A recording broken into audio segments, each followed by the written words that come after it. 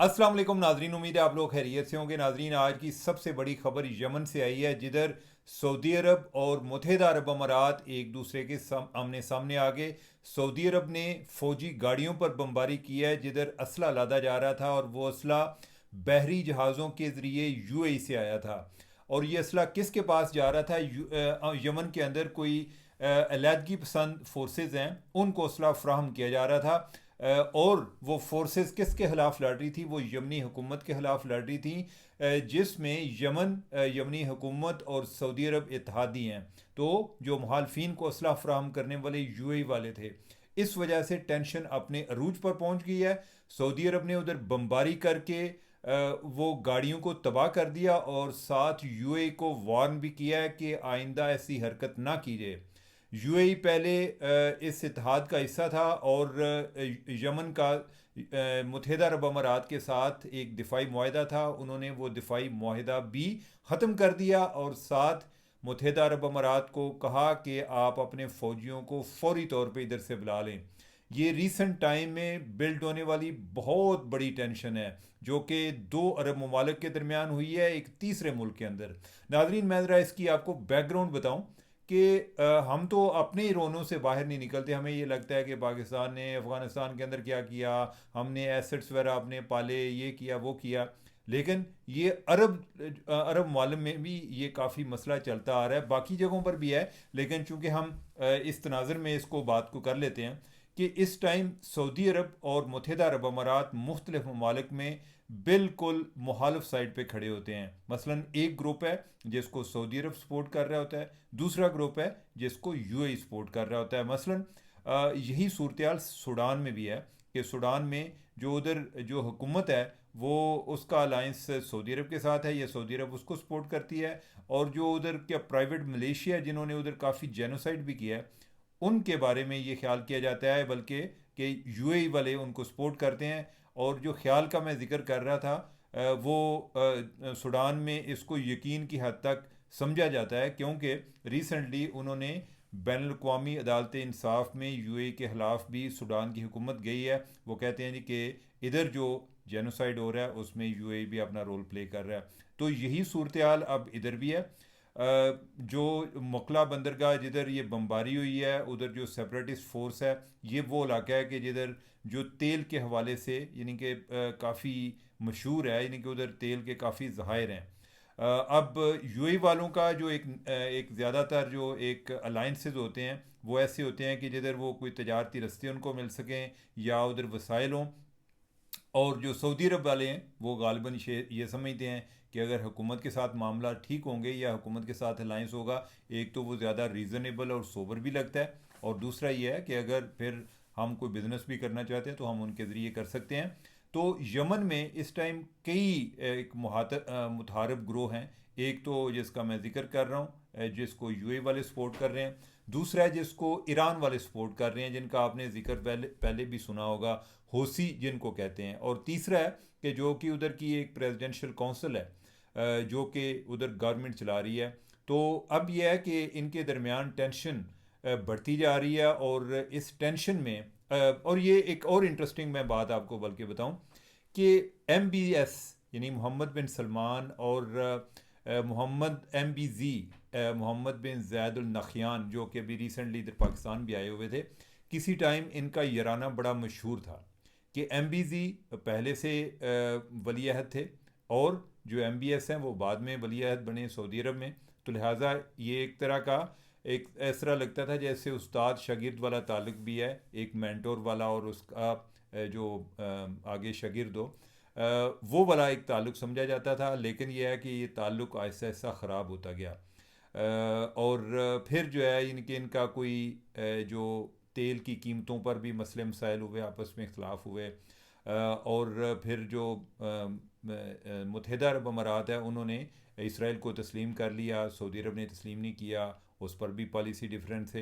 एक जो इनमें एक चीज़ कॉमन है वो ये है कि दोनों अमेरिका के इत्तेहादी हैं, और दोनों ने जब ट्रंप आया तो उस टाइम दोनों ने अपने ख़जाने के मुंह खोल दिए, जिस पर हमारी नज़र है, लेकिन वो ख़जाना जो है वो ट्रंप ले गया। तो अब इनकी टेंशन बढ़ती जा रही है। इसमें तुसी उन पाकिस्तान दी आनियाँ जानियाँ देखना, यानी कि अब ये है कि हमारे जो शहबाज शरीफ साहब हैं वो रहीम यारहान पहुंच गए हैं, क्योंकि MBZ जो है मोहम्मद बिन जायद अल नहयान जो कि अभी UAE के प्रेसिडेंट हैं, वो अपनी शिकारगाह पर उधर रहीम यारहान में इधर आए हुए हैं, तो ये उनके पास चले गए हैं। अब ये है कि शहबाज शरीफ जो है इनके साथ मिलके तो MBS के पास भी जाएंगे मोहम्मद बिन सलमान के साथ। दोनों के साथ शहबाज शरीफ का भी बड़ा अच्छा तल्लुक है, दोनों के साथ हमारे जो फील्ड मार्शल हैं उनका भी बड़ा अच्छा तल्लुक है। अभी आपने देखा होगा कि रिसेंटली लीबिया में गए थे फील्ड मार्शल, उधर भी दो ग्रुप बने हुए हैं, उधर भी एक गवर्नमेंट है, एक उधर जो मुखालफ है जो कि गवर्नमेंट को तस्लीम नहीं करते, उन्होंने अपनी एक पैरेलल गवर्नमेंट बनाई हुई है। उनका सरबराह जो है वो फील्ड मार्शल खलीफा है, जिनको हम अभी हमारी घोंसले की डील हुई है। अब वो जो खलीफा साहब हैं उनका जो ज़्यादा तल्लक है वो मुत्तहिदा अरब अमारात के साथ है, तो लिहाजा यानी कि हमारे कई लोगों के साथ या आगे कई पार्टियों के साथ जो ताल्लुक़ बने वो इनके साथ इनकी वजह से भी बने। मतलब ये है कि किसी जगह पे MBS ने हमारा बड़ा रोल प्ले किया, किसी जगह पे दूसरों ने। अगर किसी जगह पर ना कोई भी रोल प्ले ना करें तो कम से कम हम पैसे तो देते हैं। अभी हमने हमारे पास जो उन्होंने पैसे रखवाए हुए थे ताकि हमारा जो एक करंट अकाउंट डेफिसिट है उसका कोई इशू ना आए, पाकिस्तान के पास जो एक फॉरेन एक्सचेंज रिजर्व मौजूद रहें, उसमें से जो एक्सक्यूज़ मी जो UAE वालों ने दिए थे उसमें $1 अरब का हमने उन्हें कहा कि आप ये पाकिस्तान में इन्वेस्टमेंट कर लें। वो फौजी फाउंडेशन में इन्वेस्ट कर रहे हैं, तो इस लिहाज से हमारा दोनों के साथ अच्छा तल्लक है। सऊदी अरब के साथ हमारा दिफाई मुआहदा भी है। अगर दिफाई लिहाज से देखा जाए तो सऊदी अरब को UAE के साथ लड़ने के लिए पाकिस्तान की ज़रूरत नहीं है। दिफाई लिहाज से वो UAE की निस्बत वो स्ट्रांग हैं सऊदी अरब वाले। वैसे भी जो सऊदीया वाले हैं वो समझते हैं जी कि असली ख़ानदानी लोग तो हम हैं इस रीजन में। हमारी एक हिस्ट्री है, और जो मुसलमान हैं वो भी सारे, यानी कि उनके लिए सऊदीया कई लिहाज से बड़ा अहम है, जिसमें से जो सबसे अहम है वो ये है कि उधर जो इस्लाम का ज़हूर उधर हुआ, खाना काबा उधर है, नबी करीम सल्लल्लाहु अलैहि वसल्लम की उधर हैं, और मक्का मदीना जो है यानी कि जिसको हम कहते हैं यानी कि वो उधर है। तो उस लिहाज से अब ये सिचुएशन बड़ी डेवलप हो रही है। अब किधर तक जाएगी उम्मीद करनी चाहिए कि सूरत हाल बेहतर होगी। एक तो हम तो अपना रोल प्ले करेंगे ही करेंगे। अगर हम तो दोनों का तरला करेंगे, या ये है कि आप दोस्त हैं, कुछ मामला बेहतर करें, एक तो ये हो सकता है। अगर कोई ज़रा किसी जगह पे कोई लेवरेज चाहिए होगा तो उधर ट्रम्प जो है वो दरमियान में आ जाएगा, उसको भी शौक है सुलह कराने का। तो हम भी चाह रहे हैं कि ट्रम्प से आने से पहले पहले जो है ना हम कोई इनकी सुलह कराने में कामयाब हो जाएं। तो लेट्स सी। अब हम नेक्स्ट टॉपिक की तरफ बढ़ते हैं, और वो जनरल फैज़ के हवाले से। जनरल फैज़ के हवाले से इतलात आई हैं कि जनरल फैज़ ने फ़ैसले के ख़िलाफ़ अपील कर दी है, यानी कि फ़ैसले को चैलेंज कर दिया है। अब उन्होंने अपील किधर की है, ये चीज़ जो है ये गैर वाज़े है। यानी कि दो फोरम है अपील करने के, एक जो है कि जो उधर ही फील्ड जर्नल कोर्ट मार्शल उसके आगे करनी होती है। होता ही है कि अभी जो उसका केस सुना गया है वो एक 2 स्टार जनरल ने उनको सज़ा दी है। अब जो अपील होगी उसके लिए जो कोर्ट बनेगी वो 3 स्टार जनरल की कोर्ट बनेगी, तो वो उसमें जाएंगे। सिविलियन कोर्ट में वो तब जा सकते हैं अगर वो उधर ये साबित कर सकें, या उनका केस इस हवाले से हो कि जो ड्यू प्रोसेस ऑफ लॉ है वो फॉलो नहीं किया गया। तो मेरा नहीं ख्याल कि वो सिविलियन साइड पर गए हैं, उधर ही गए हैं, और उनको सिस्टम के बारे में आइडिया भी है कि अभी तो उन पर केसेस और हैं, यानी कि ये कोई अभी किस्त बाकी है या फिल्म बाकी है, तो अभी तो केसेस उन पर और चलने हैं। तो उस लिहाज से वो मेरे ख्याल है कि एक प्रोसेस को फॉलो कर रहे हैं कि हमें आगे तो जाना चाहिए, ये तो नहीं कि इधर ही सज़ा को उस पर यकीन करके बैठ जाएं।